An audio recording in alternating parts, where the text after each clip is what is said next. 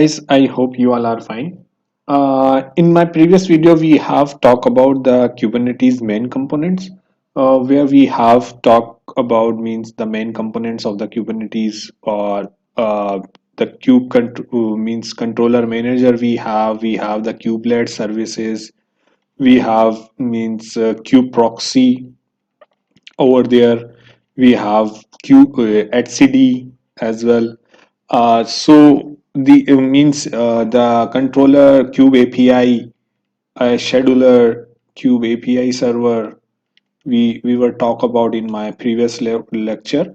Means Kubernetes, we are means considering these all the main components of the Kubernetes. We have means scheduler as well. So we already talk about these main components, which are very necessary to learn the Kubernetes, to learn the architecture of the Kubernetes. So now we are now moving on the deep dive of the Kubernetes, others resources as well. So we will talk about the resources one by one. So today I want to talk about the Kubernetes. One of the resource is very basic and very important resource is that is pod. So what is pod in Kubernetes and how we use it and how can we run the pod in the Kubernetes? So let's suppose we have the let's suppose we have a user, and user has requested to Kubernetes server to run a uh, run a container, run the container with the help of Docker engine, which is run by on the our worker nodes Docker engine. I'm just writing in the DE. So how is going to be work means the requested will become from the a request will be generated from the user to the Kubernetes, and Kubernetes we have the API server. It will receive that API, and also user send to the image. So which image we are using? We are, let's suppose the image is requested to HTTPD. A web server needs to be launched by the user, and that image should be make completely fine. We are considering that the image is uploaded on the Docker Hub or hub.docker. So image is over there, so the Kubernetes will download that image on the server and give this task to the Docker engine that you need to be install these thing on the Kubernetes, on the Kubernetes node. So the Docker engine run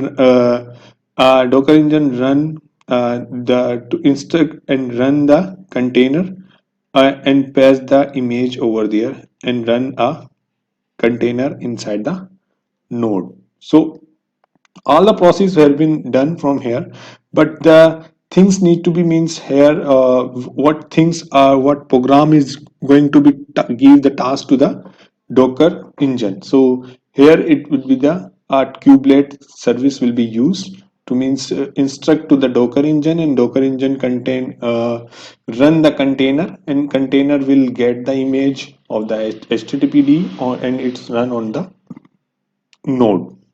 So the things will be done here. So in Docker, in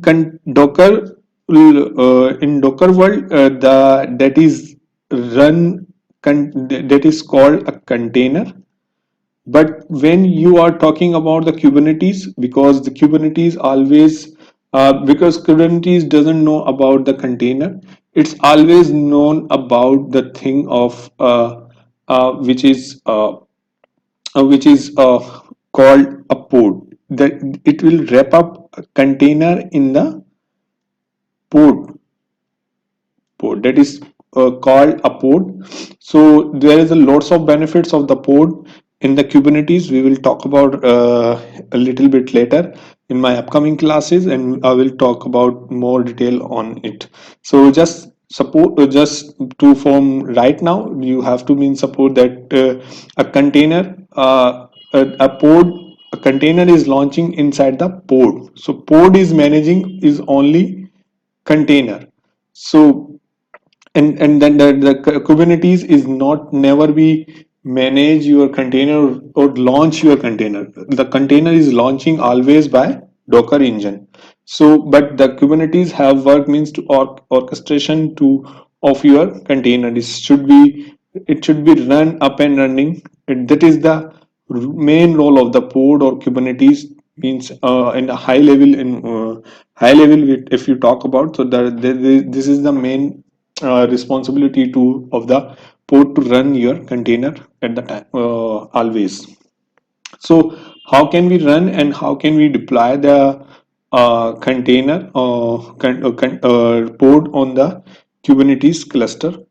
So this is very a simple flow. You can see the user will request to the Kubernetes cluster that I need the HTTP to be launched, so then it will be received by Kube API. So the things will be means yeah, who will be the user and how he will connect to the Kubernetes cluster. It will be use a kubectl command. Simple. The kubectl command goes and requests to the API server. Then API server will go to the kubelet services. That then kubelet will connect to the Docker engine, and Docker engine will run the container, and the pod have been launched in with the help of Kubernetes cluster. The image will be downloaded from the internet. So it's a very simple. The container is pod. A container is inside the pod. So the container is only the warp means warp up your container in the pods. So how can we use it and how mean we a lots of things we can do it means in one pod we can run multiple application container on it. If you have the one port we can do it multi-containerized port we can do it, but right now we are just working on single port and single container running on the itself in the port. So it will be a completely a one OS you can say, or one application. Okay, so this is the port. If let's see on go on to the practical and how can we launch the container, and I will teach you about how can we run that container with the help of uh, pod. So let's suppose, let me check if any pod is running on there or not. So there is no pod is running in my cluster right now. So let's just run kubectl run. My pod name is my web, and the image will be, I will set it http. So it will be created. So let's see. So now it's now container is creating. It's maybe little bit take little bit time, 1 or 2 minutes, just downloading your image from the internet, and then it will be run. So we can expose this pod as well.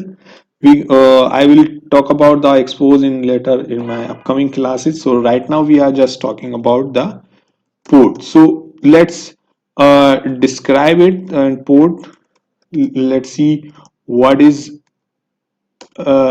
inside the we have the port. So its contain means namespace would be a default, and then the node we have, then IP, and there is no label, there is a label is a run in my app. uh, Actually then you are using means a container. The container ID is starting from the 6859. You can get it the container ID because Kubernetes consider using behind the scene Docker actually. So right now we have the means container. So container ID is here means if you have using any cryo or something like that engine, or the Docker in containerized engine, so you will be see here cryo. So these are the events. The successful image assigned to the node 2, and then pull the image and then push the image and create the container and start the container. So we have successfully launched our ports in the Kubernetes. So now let's see how can we create the pod with the help of uh, YML file or YML file. We means we writing the code and launch that code. So I have already created here a file. Let me describe it here. So let's break it in like we have the pod launch means we have to means give the kind it here. We have metadata means to the name of your pod. So will be define the name of the pod will be the this, and the specification, in the specification we have means use the container, and the container name is the my web, and the image would be a httpd. So it will be same as it is, it will be work same as it is like we run the command. So let me give you overview about this. So let me, I think the name of that port is same, so let me first delete this port, so it will not means to avoid the conflict. So it's deleted. Now we will kubectl create -f and then follow by port. So now the pod has been created. So let me show my YML file here, and then we can go out the check the pod. So now you can see the name of the pod is my web, and the container name is the my web. Okay, so let's see about this about this the more Kubernetes pod. So we have the inside of our sorry sorry guys. So let me describe this pod as well, so we can check more about it. Describe pod, oh, my web.